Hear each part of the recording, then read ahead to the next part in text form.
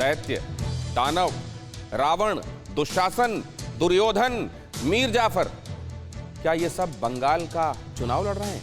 नहीं ना। तो फिर ममता बनर्जी को ये क्यों कहना पड़ रहा है कि इन्हें वोट मत देना? नमस्कार, मैं हूं दिनेश गौतम। हमारे बेहद खास शो में आप सभी का स्वागत है। पश्चिम बंगाल में किसका कॉन्फिडेंस हाई है और कौन हार के करीब है? 2 मई से पहले ये पता कर पाना जरा मुश्किल है, लेकिन तेवर और तरीके ये जरूर बता देते हैं कि बाजी कौन जीतता नजर आ रहा है। प्रधानमंत्री नरेंद्र मोदी मंच पर हैं तो बीजेपी को जीत का भरोसा है, पर क्या अकेले मोदी बंगाल में जीत दिला पाएंगे?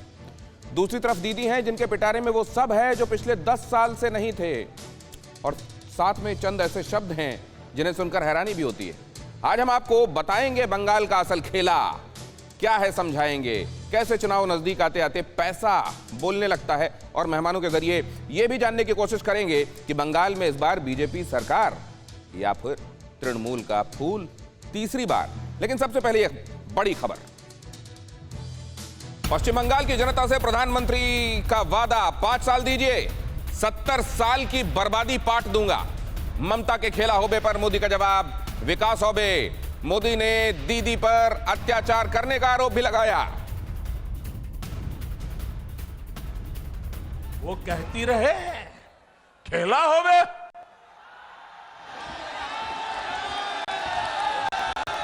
लेकिन पूरा बंगाल आज कह रहा है, ये हमारा पश्चिम बंगाल आज कह रहा है, खेला शेष होवे, विकास आरंभ होवे।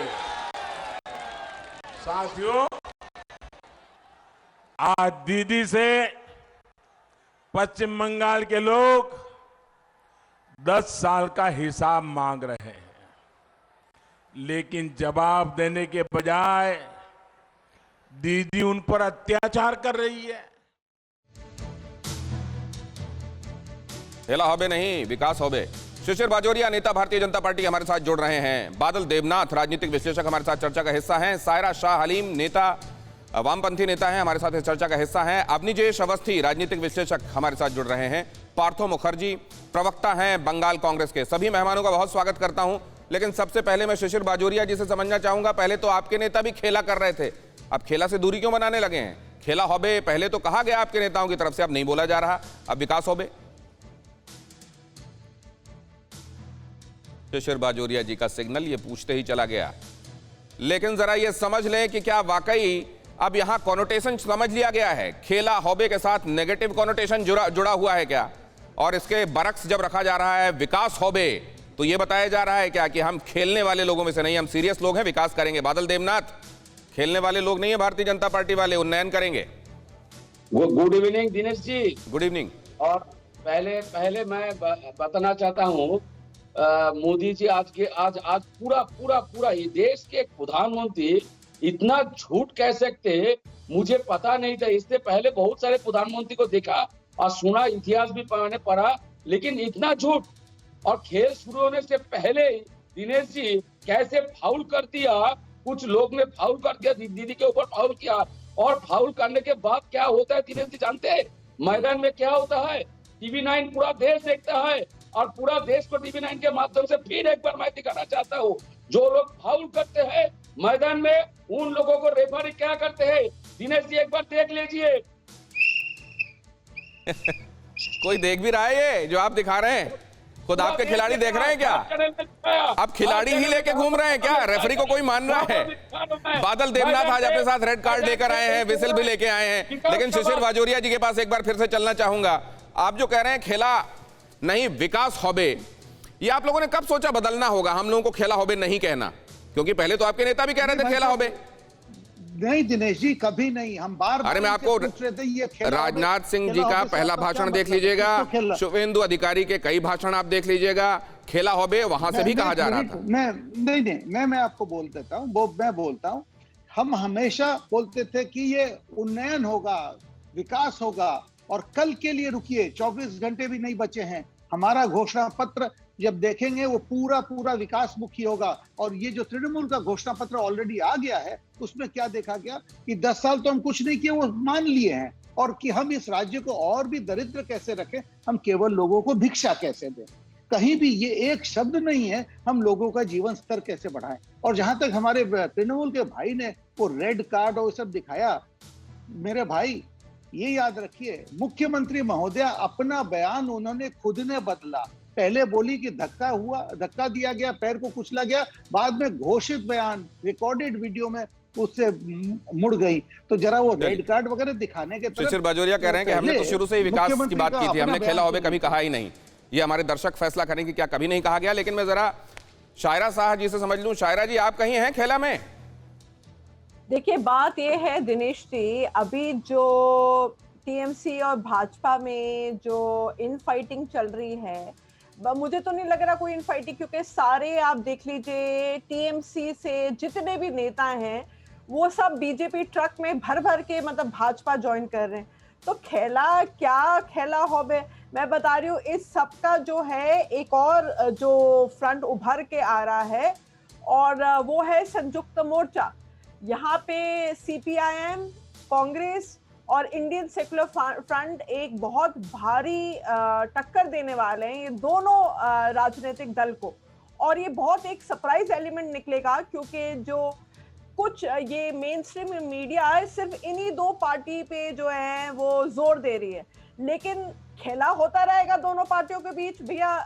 और यहाँ पे शायरा शाह हलीम जी, वोटर के दिल की बात तो कोई नहीं जानता, लेकिन मैं वाकई बड़ा हैरान होऊंगा अगर आप जो दावा कर रही हैं ना कि इतना फॉर्मिडेबल फोर्स है ये तीसरा मोर्चा जो आप कह रही हैं, तो ये मेरे लिए बड़ी हैरानी होगी। ये वैसा ही होगा कि कोई निर्गुण ब्रह्म है, उसको लोग देख नहीं पा रहे हैं लेकिन उसका वजूद है। लेकिन मैं जरा पार्थ मुखर्जी जी के पास जाऊं। पार्थ मुखर्जी जी, आप लोग कहीं हैं या आप लोग एक्स्ट्रा प्लेयर हैं खेला में? हम लोग जरूर है, मैदान में है। आप लोग देखने का कोशिश करेंगे तो देखेंगे। देखिए, हम लोग पिछले 3-4 महीनों से साझा आंदोलन चल रहा है वामपंथी दल के साथ, आईएसएस के साथ। हम लोग मैदान में है। हमारा जो ब्रिगेड परेड ग्राउंड का जो मीटिंग हुआ वो मोदी जी का मीटिंग से भी बड़ा हुआ, कोई भी ना माने, लेकिन कोई ये नहीं कह सकता कि हमारा मीटिंग में कम आदमी हुआ। हमारा मीटिंग में मोदी जी का मीटिंग से भी ज्यादा बड़ा हुआ। प्रॉब्लम ये नहीं है, प्रॉब्लम है कि अभी खेला के बदले में जो मोदी जी बोल रहा है कि बीजेपी तृणमूल बोल रहा है खेला हवे, हम बोलेगा विकास होगा। क्या विकास होगा आप बताइए। हम थोड़ा सा एक बात बोल रहा है, जो एमपी लैब तो 5 करोड़ करके जो सालाना जो है उसको चालू कीजिए। पहले वो विकास का बात तो छोड़िए, पहले वो 543 और 243 जो एमपी है उसका जो 5 करोड़ करके जो मिलता है सालाना, उसको शुरू कीजिए। विकास के बाद तो पहले देखा जाएगा। ठीक है, चलिए अभी अवनिजेश जी से जरा मैं समझ लेता हूँ। अवनिजेश जी, आपने सबके दावे सुन लिए, अब जरा मुझे ये बताइए कि खेला हो रहा है क्या, और खेला ही हो रहा है या कोई सीरियस भी है? ऐसा है दिनेश जी, बड़ी साफ सी बात है। प्रधानमंत्री मोदी ने जाकर के वहां पर कह दिया है, बिल्कुल स्पष्ट कर दिया है कि अब ये खेल नहीं चलेगा कि सीपीएम और कांग्रेस और ममता बनर्जी बेंगलोर में जाकर के जेडीएस के कुमार स्वामी के उसमें शपथ ग्रहण समारोह में हाथ बांध के खड़े हो जाएं, या आमने सामने हो जाएं। कांग्रेस और सीपीएम केरल में आमने सामने लड़े, यहाँ पर साथ बन के लड़े, भाई भाई बन के लड़े, वहां पर सौतेले भाई की तरह भी ना लड़े, दुश्मन की तरह लड़े। ये अब ये खेल चलने वाला नहीं है। अब ये खेल नहीं चलेगा। इंडियन सेक्युलर फ्रंट फुरफुरा शरीफ के साथ, कभी वो टीएमसी के साथ, आज वो सीपीएम के साथ, कांग्रेस के साथ, ये अब खेल नहीं चलेगा। बंगाल की जनता ने तय कर लिया, संकल्प ले लिया है। This is written on the wall.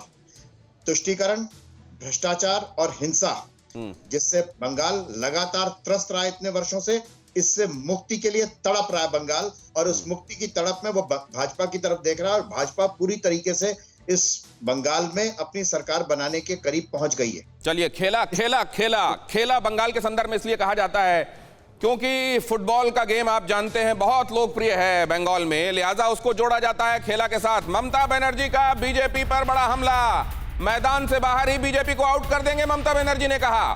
ममता ने देश से बीजेपी को हटाने का दम भरा। हल्दिया की चुनावी रैली में ममता की चुनौती, खेला होगा, बीजेपी का आउट करने का खेला, ममता ने कहा। তাহলে খেলা হবে, এমন ভাবে খেলবেন যে বিজেপিকে মাঠের বাইরে বোল্ড আউট করে বের করে দেবেন। আর বাংলা থেকে বোল্ড আউট হলেই ভারতবর্ষ থেকে বোল্ড আউট আমরা করবই। कभी लगता है मैच फुटबॉल का हो रहा है, कभी लगता है क्रिकेट खेला जा रहा है। मुझे याद आ रहा है कि कोई नौसिखिया पहली बार क्रिकेट का मैच देखने गया और बहुत देर देखने के बाद बोला क्या करें, समझ में नहीं आ रहा है गोल कब होगा। कहीं वैसे ही कंफ्यूजन तो नहीं, लेकिन यहां देखिए खेला होवे दोनों तरफ से हो रहा है। दोनों तरफ से खेल खेलने की क्या क्या कोशिशें कथित तौर पर हो रही हैं। लोग कह रहे हैं कि अगर ये खेल है तो देखिए इसमें क्या क्या दांव पेच आजमाए जा रहे हैं, कौन किधर से क्या पत्ता फेंक रहा है। ये कहा जा रहा है कि देखिए केंद्र सरकार के हाथ में तो सीबीआई होती है, ईडी होती है, आईटी होती है, कोर्ट जैसी चीजें होती हैं, लिहाजा ये भी उनकी तरफ से खेल रहे हैं। ये टीएमसी ने लगातार आरोप लगाए हैं। और इधर भारतीय जनता पार्टी का कहना है कि सीबीआई भगवा चोला ओढ़ने वाले पहले से चोर थे और उनकी असलियत सामने आ गई है। ये ममता बनर्जी कह रही है कि अब धीरे धीरे उनकी असलियत खुल रही है। इधर कहा गया कि भगवाकरण कराओ, दुर्गुणों से मुक्ति पाओ वाली बात हो गई है। अब जो लोग भारतीय जनता पार्टी में जा रहे हैं उनके बारे में देख लीजिए, अगर वो वहां जाकर सेफ्रनाइजेशन कर लेते हैं उनके सारे खून माफ हो जाते हैं। इधर से कहा जा रहा है भगवान राम, तो उधर से चंडी पाठ किया जा रहा है। अब आप देखें एक के बाद एक आपको इसमें कई पेच नजर आएंगे।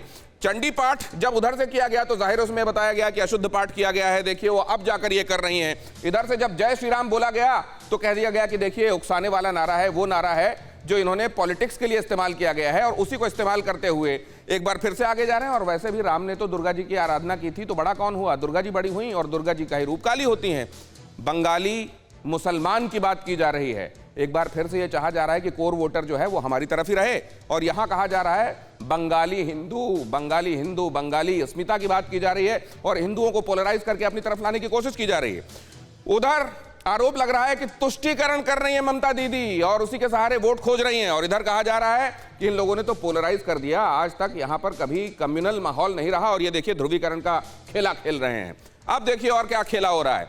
खेला अगर हो रहा है तो कोई किसी से पीछे है क्या।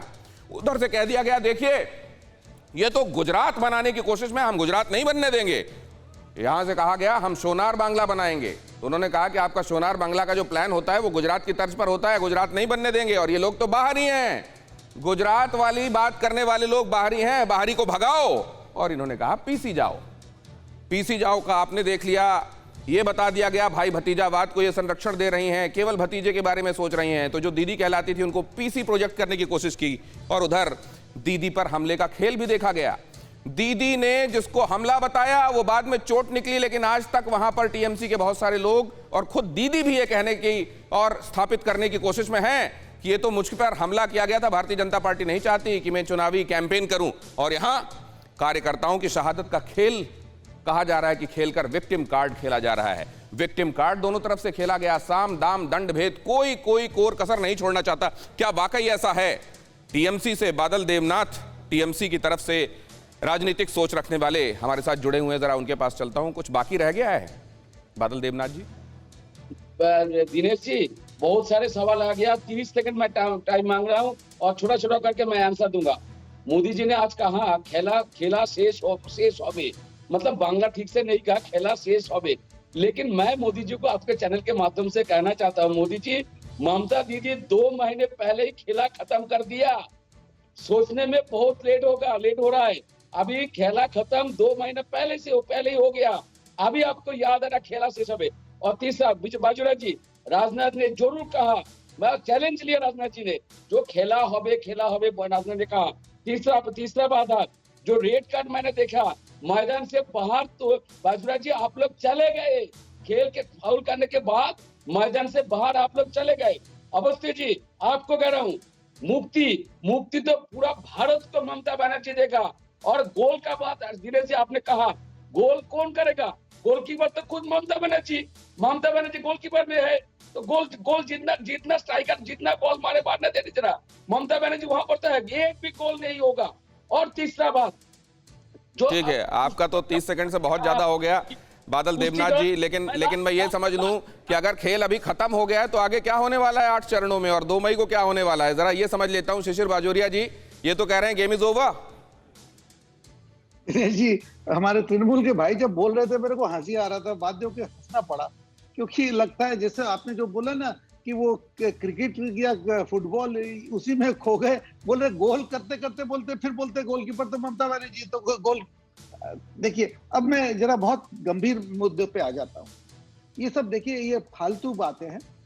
ये कि ये खुद बोल दिया कि 2 महीना पहले तो खेला बादल खत्म जी, हो गया। बादल तो जी, ममता अभी सुनिए, अपने आऊंगा नेत्री आपके को पास। बोलिए ना कि अपने नेत्री को बोलिए कि खेला आपके हिसाब से खत्म हो गया। यहाँ जो अभी मेन मुद्दा है वो है कि भारतीय जनता पार्टी के हाथ यहाँ विकास बंगाल में, उसके अलावा और कोई विकल्प नहीं है। ये जो 3 in 1, बाध्य होकर बोलता हूँ 3 in 1 आइसक्रीम, इसलिए बोलता हूँ एक तो एकदम धर्म के आधार पे पार्टी है जिसका गंगोत्री है एक धार्मिक स्थान, एक है एकदम नास्तिक पार्टी, और तीसरा जो हमारे कांग्रेस के भाई बैठे, मैं उनसे एक बंगला में थोड़ा सा पूछ ये दूं, विकास जो आपका है, जला हुआ हाथ और टूटा हुआ हाथ ठीक है बादल ना? देवनाथ जी, कांग्रेस आपसे से रिक्वेस्ट कालो है, हाथ, गुड़िया जब आप गाओ, बोलते हैं ना भेंगे बहुत गाओ। संयम के साथ सब सुनते हैं। आप देखिए सत्तारूढ़ पार्टी को रिप्रेजेंट कर रहे हैं, अच्छी छवि नहीं जाती। अभी आप सुनिए, आपके पास लौटूंगा तब आप कहिएगा। अभी आप सिर्फ बोलते हुए दिखाई देते हैं, आपकी आवाज नहीं आती। प्लीज मानिए मेरी बात। बाजोरिया जी, ये आपका विकास भी निर्गुण है क्या, या इसके कुछ पैरामीटर्स हैं? क्या करेंगे आप वहां? बिल्कुल। कल अब 24 घंटे भी नहीं बचे हैं। हम लोग का जो घोषणा पत्र कल जारी होगा उसके लिए रुकिए, उसमें सुनिए कि 5 साल में हम जो बोलते हैं, बार बार बोलते हैं सोनार बांग्ला, और सोनार बांग्ला का मतलब क्या, और हम जो बोलते हैं गुजरात बना देंगे, उसका मतलब क्या है? आज यदि दुनिया में कहीं जाके बोले गुजरात प्रदेश का नाम ले तो इसका मतलब पूरे देश का सबसे अग्रिम प्रदेश। ये क्या बोलते हैं, हम गुजरात नहीं बनने देंगे। इसका मतलब हम जो गरीब बंगाल है, पिछड़ा हुआ बंगाल है, हम उसको वहीं रखना चाहते हैं। हम चाहते हैं लोग पिछड़े रहे, जैसे लोग हमारे वोट बैंक हो। हम तो इस नहीं बार ये चाहते जो हैं मुट्ठी कि बंद है अभी नागरिक तक, कांग्रेस, अपने- सीपीएम और अब टीएमसी के बाद ये जो बंद मुट्ठी है, ये लाख की है, क्या ऐसा है सायरा जी?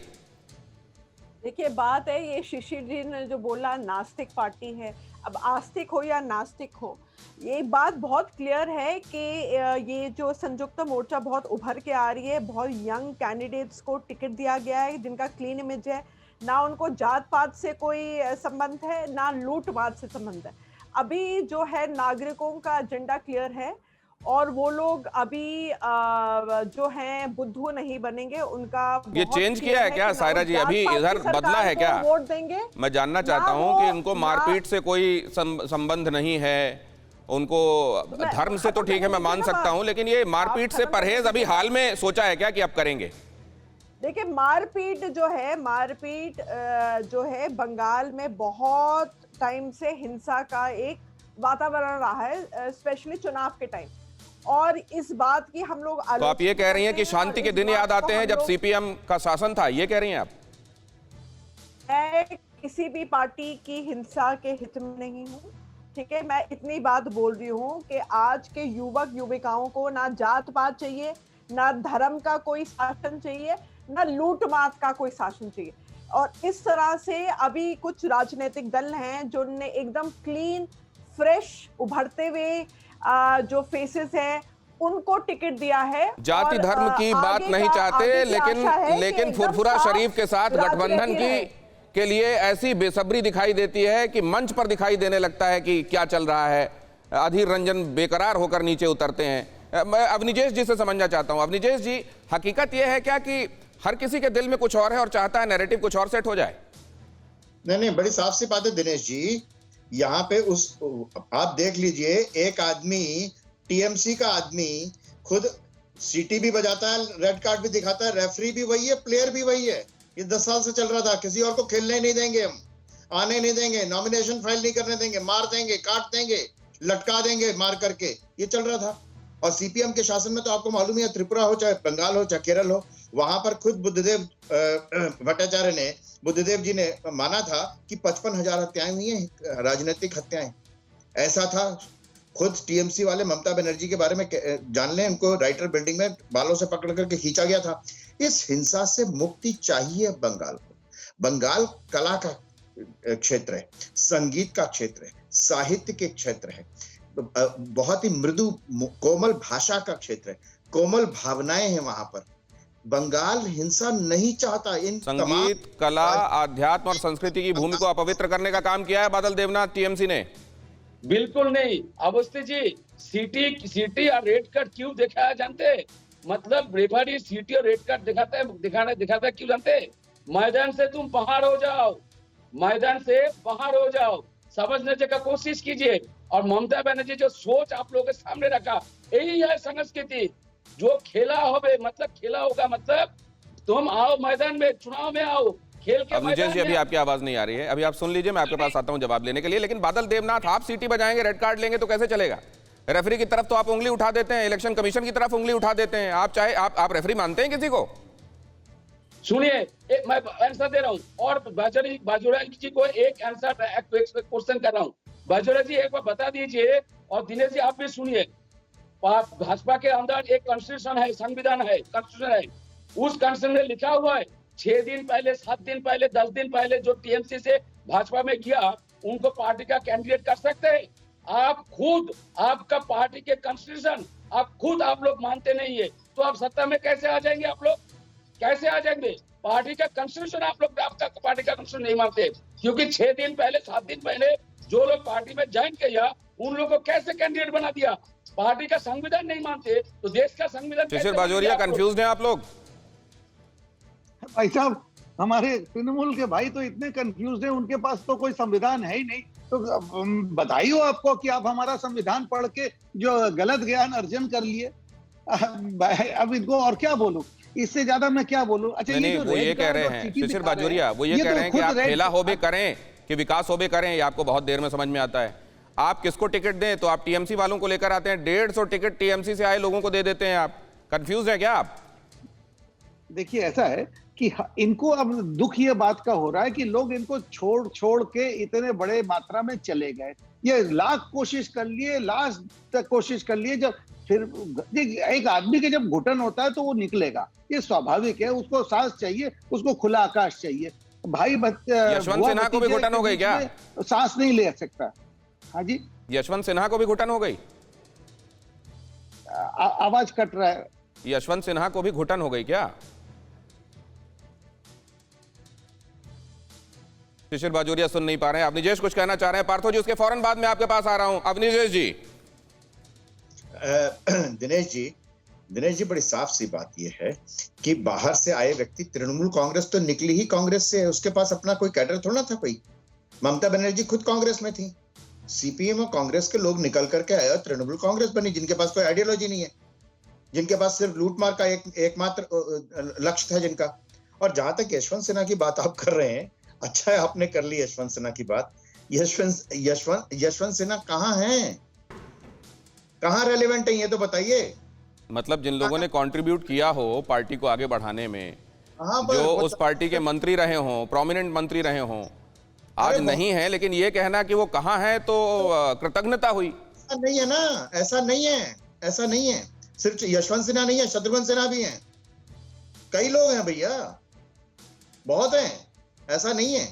जिनको पार्टी की नीतियों में भरोसा नहीं है, जाए ना। जिनको यहाँ पे, जिनकी महत्वाकांक्षाएं पूरी नहीं हो रही, जिनकी इच्छाएं पूरी नहीं हो रही पार्टी में रह करके, पार्टी को जो इस्तेमाल करते रहे, कभी चंद्रशेखर के साथ रहे, जब दूसरी पार्टी सत्ता में आई तो वहां आ गए, उनकी इच्छाएं, उनकी महत्वाकांक्षाएं पूरी नहीं हो सकती इस पार्टी में, ये तय है, नहीं हो सकती।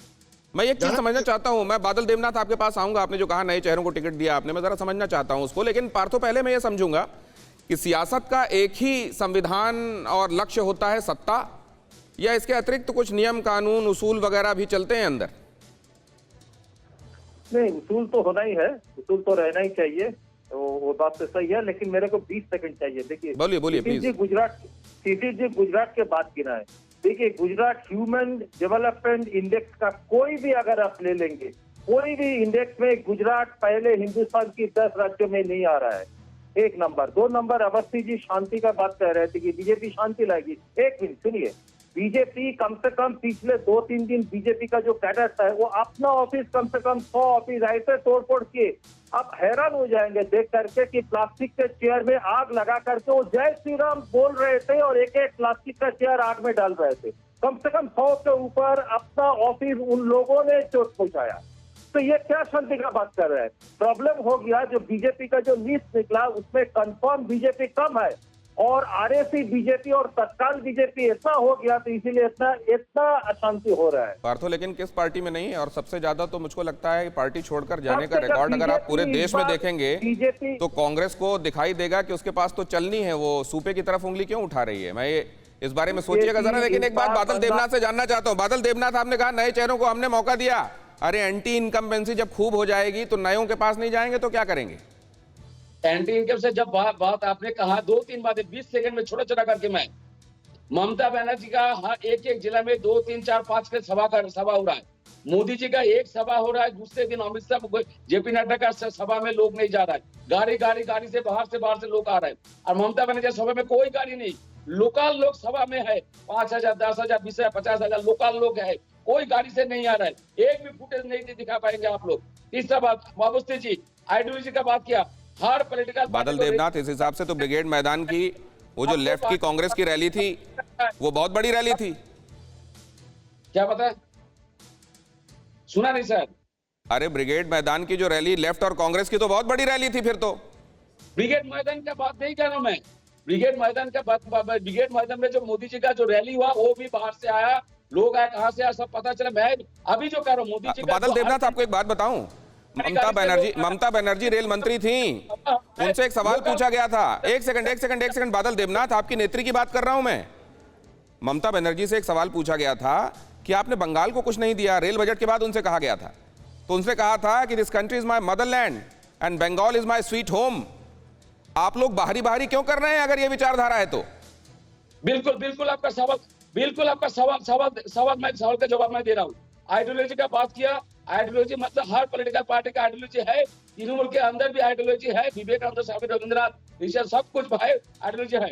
और लास्ट में आडवाणी जी का लोबी में जो लोग था उन लोगों को सब मोदी, अमित शाह। आइडियोलॉजी की बात मैं जरा मैं इसको शायरा जी से समझना चाहता हूं, मुझको इसको समझाइए। ये आइडियोलॉजी जो है ये मैदा है क्या कि जब चाहे इसकी पूड़ी बना लो, जब चाहे इसका समोसा?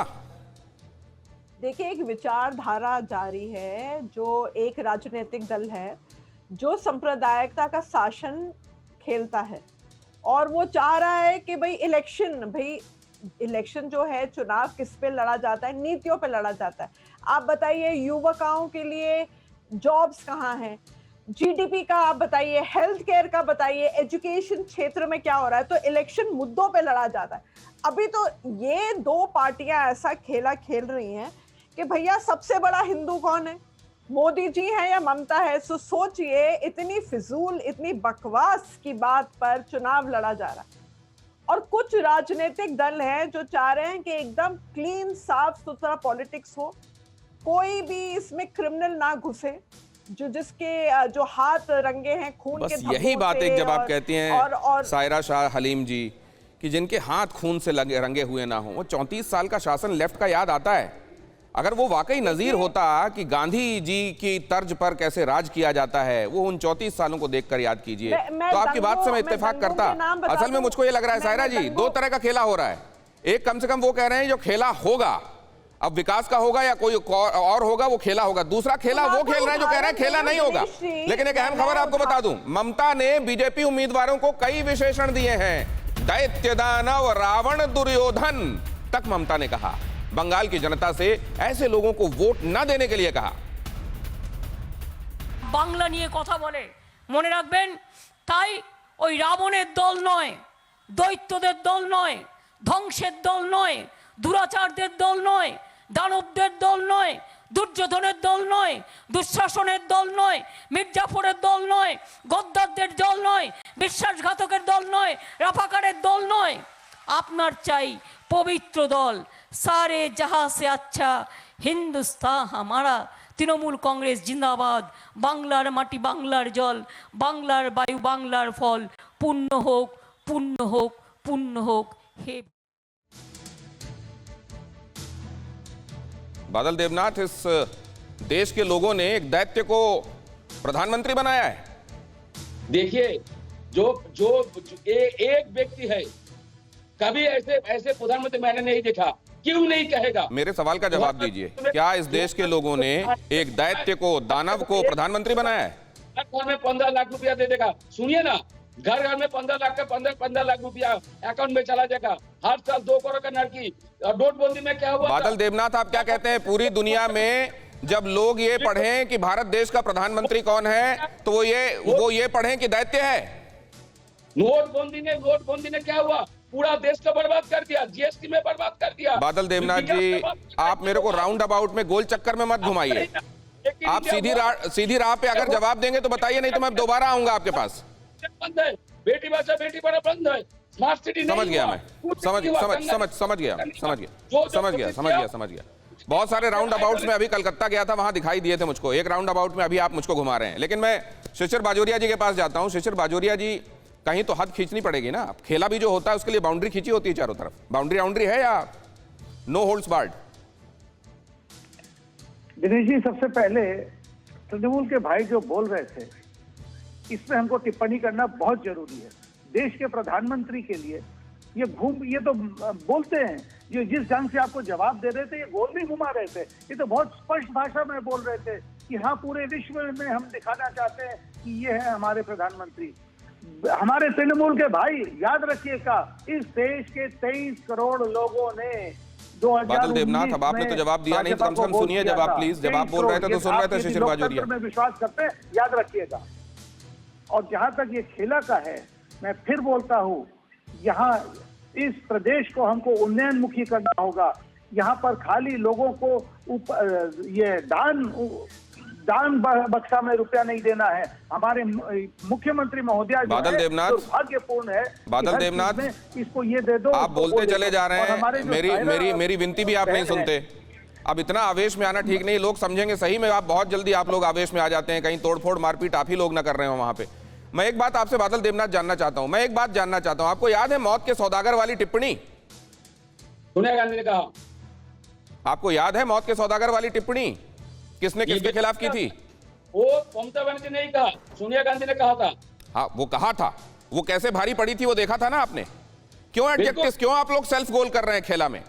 बिल्कुल, लेकिन आप वो बताइए तो दिनेश जी, एक महिला को हराने के लिए पूरा देश, पूरा विश्व जानता है मोदी वर्सेस ममता। एक विरोधी महिला नेत्री है ममता बनर्जी, और उनको हराने के पूरा राष्ट्र शक्ति लगा दिया। और जब जो लोग ड्रग तस्करी करते, एक सेकंड बादल देवनाथ, ममता बनर्जी पॉलिटिकल पार्टी की मुखिया है ना। एक सेकंड बादल देवनाथ, मेरी बात का जवाब तो दीजिए। बादल देवनाथ जी, किसी अबला स्त्री को घर में घेर कर उसके साथ अत्याचार किया जा रहा है क्या? या कहीं पर चुनाव हो रहा है संवैधानिक तरीके से, जो हमारी किताब में संविधान की लिखा हुआ है, उसमें ये लिखा है क्या कि वहां चुनाव प्रचार के लिए कौन जाएगा नहीं जाएगा? अगर पूरी ताकत लगाई जा रही है तो उसको पूरे मन से चुनाव लड़ना कहिए ना। आप ऐसा क्यों करार दे रहे हैं कि एक स्त्री के ऊपर देखिए चारों तरफ से घेर कर आक्रमण हो रहा है? ये क्या तस्वीर बना रहे हैं आप? कितना अच्छा सवाल किया। एक ममता बनर्जी आइडियोलॉजी है। ममता बनर्जी लेफ्ट को हराया और इस बार मोदी जी को हरा दिया तो उसमें कोई दिक्कत नहीं है। इतिहास हो जाएगा। जो तरीका हमने तय किया उस हिसाब से चुनाव होने दीजिए, जो हार जीत होगी। ये क्या तस्वीर पोर्ट्रे कर रहे हैं कि एक अकेली ममता बनर्जी? 2021 में मोदी जी जब हार जाएगा बंगाल पे, पूरा विश्व में ममता बनर्जी इतिहास हो जाएगा। इसलिए तो घेर रहा है, आक्रमण तो वही पर हो रहा है। अबोला नारी नहीं है ममता बनर्जी, अबोला नारी है वो तो टाइगर है। महाकाली महाशक्ति का आराधना करते टाइगर है। बंगाली लोग, बंगाली समाज पूरे विश्व में मां का आराधना करते। मोदी जी क्या मानेगा? तो आप ये ताश का खेला भी खेल रहे हैं जिसमें आपके पास एक कार्ड, विक्टिम कार्ड है। नहीं, खेला का बात ही मोदी जी नहीं समझा। चलिए, अब निजेश जी के पास मैं चलता हूं। अब निजेश जी, जब ये बात कही जाती है कि देखिए कैसे घेरा जा रहा है, लोग क्या इसी तरीके से परसीव करते हैं इसको? दिनेश जी, बड़ी साफ सी बात है, ये पहली बार नहीं है। आपको ममता बनर्जी का कोई भाषण आप यहाँ पर चला दीजिए, उसमें कहीं भी ये कि हमने ये किया 10 साल में, नड्डा फड्डा खड्डा चड्डा, दैत्य दानव दुर्योधन रावण, मतलब सिर्फ ये कह करके वोट मिलना चाहिए क्या? ये कह करके वोट कोई देगा क्या उनको? मोदी जी को पूरे देश में गाली दी गई, क्या हाल हुआ लोगों का? एक बड़ी छोटी सी 10 सेकंड में कहता हूँ, 10 सेकंड में एक बात बताता हूँ आपको। गौतम बुद्ध की कहानी याद आ रही है। गौतम बुद्ध को कोई व्यक्ति आया, बहुत सारी गाली दे करके दे रहा था, और गौतम बुद्ध चुपचाप खड़े रहे और वो चला गया वापस बुड़बुड़ाता हुआ। गौतम तथागत के शिष्य ने पूछा आनंद ने कि ये आपने इतनी सारी गाली दी, आपने कुछ नहीं कहा। उन्होंने कहा कि भाई अगर कोई चीज आप देने आते हैं मुझे और मैं नहीं लेता तो आप वापस लेके जाते हैं ना, तो गाली लेके वापस चला गया। यही हाल है ममता बनर्जी का। गाली बहुत इकट्ठा हो जाएगा अगर ये बात है बादल देवनाथ जी, घर भर जाएगा फिर तो। लेकिन मैं उससे पहले कि आपके पास आऊं, एक अहम खबर बता दूं, आप सबको इसमें इंटरेस्ट होगा। पूर्व मुंबई सीपी परमबीर सिंह ने सीएम उद्धव को लिखा है लेटर। परमबीर ने महाराष्ट्र के गृह मंत्री पर गंभीर आरोप लगाए हैं। अनिल देशमुख ने वाजे को वसूली के लिए कहा था, परमबीर सिंह ने कहा है। देशमुख ने हर महीने 100 करोड़ की उगाही के लिए कहा था, यह परमबीर सिंह ने कहा है। परमबीर सिंह ने यह रहस्योद्घाटन किया है। उद्धव ठाकरे को जो खत लिखा है उसमें कहा है, जो गृह मंत्री हैं वो मुझसे उगाही के लिए कहते थे, 100 करोड़ का टारगेट दिया गया था। अनिल वजे को उगाही के लिए कहा गया था और उगाही का काम दिया गया था। 100 करोड़ रुपए का टारगेट दिया गया था। और अगर ऐसा है तो जाहिर है बहुत सनसनीखेज है। क्या यहां खेल चल रहा है? सरकार चल रही है या खेल चल रहा है? यहां आप देखिए, ये स्थापित करने की कोशिश की जा रही है परमबीर सिंह की तरफ से। और सवाल यह भी कि परमबीर सिंह अब क्यों मुंह खोल रहे हैं? अगर ऐसा था तो उन्होंने वक्त रहते विसिल ब्लो क्यों नहीं की? क्या इसके पीछे कोई और इंटेंशन समझा जा रहा है? जितेंद्र शर्मा हमारे संवाददाता इस बारे में और ज्यादा जानकारी दे रहे हैं। जितेंद्र, ब्यौरा दीजिए। बिल्कुल, देखिए, एक लेटर ये चीफ मिनिस्टर के लिए लिखा गया था परमबीर के द्वारा, जो कि पूर्व कमिश्नर है मुंबई पुलिस के। उन्होंने इस लेटर में साफ तौर पर लिखा है कि जो सचिन वजे, जिसके ऊपर आरोप है कि एंटेलिया के पास जो स्कॉर्पियो गाड़ी जिसमें जेलेंटीन की छड़ें बरामद हुई थी, वो स्कॉर्पियो गाड़ी जो पूरी साजिश थी वो सब कुछ सचिन वजे ने ही रची थी।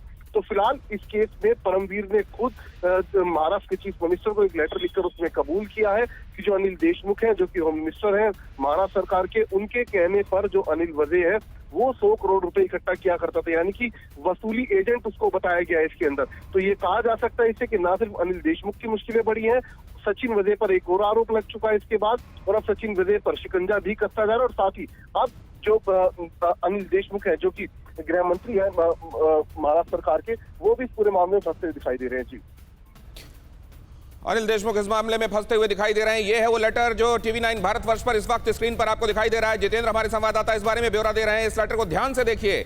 इसमें परमबीर सिंह ने उद्धव ठाकरे को लिखते हुए ये कहा है कि अनिल देशमुख करप्ट आदमी हैं। उन्होंने महकमे में टारगेट दिया हुआ था, 100 करोड़ रुपए की उगाही के लिए कहा गया था, और वजे को इस बारे में, सचिन वजे को ये टारगेट अचीव करने के लिए कहा गया था, उगाही के जरिए 100 करोड़ रुपए लाने के लिए। तो क्या अब ये बात साबित होती है कि क्यों सचिन वजे के पास से नोट गिनने की मशीन मिली थी?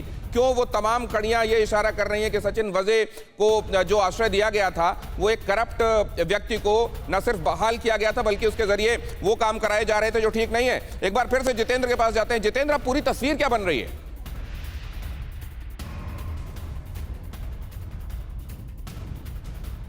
जितेंद्र, आप हैं क्या हमारे साथ? जितेंद्र शर्मा हमारे संवाददाता, एक बार फिर से उनको कनेक्ट कीजिए प्लीज। तब तक आप देख रहे हैं ये खबर, ये बहुत अहम खबर है और ये हिला देने वाली खबर है। अगर ऐसा है वाकई तो निश्चित रूप से ये उद्धव ठाकरे सरकार के लिए आने वाले दिनों में बहुत बड़ा सवाल बनकर सामने खड़ा होने वाला है। आपकी सेहत आपकी बात। देखिए कैसे रहें फिट मेरे साथ। खान पान, स्ट्रेस, डिप्रेशन पर अब जरूरी है बात। मैं हूं doctor Shikha Sharma. TV9 digital पर देखिए मेरे साथ। आप फिट तो सब हिट।